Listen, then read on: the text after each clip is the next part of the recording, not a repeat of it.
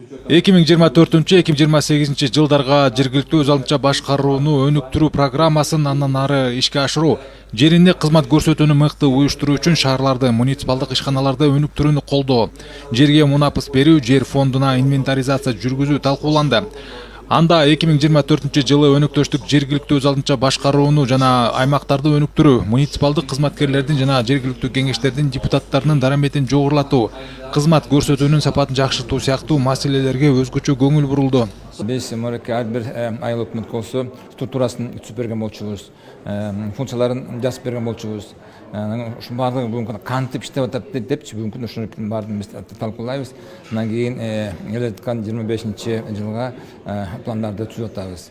Биз мындай жумуш иретте биздин партнерлер менен берки бөлөк министрлик менен уже жолуккан болчубуз. Баарын талкуулаганбыз, бирок бүгүн мындай публичный чыгып, дагы бир жолу ушунун баардыгын тактоо иретинде бүгүнкү күндө биздин жолдошубуз ошонун үстүндө болуп атат.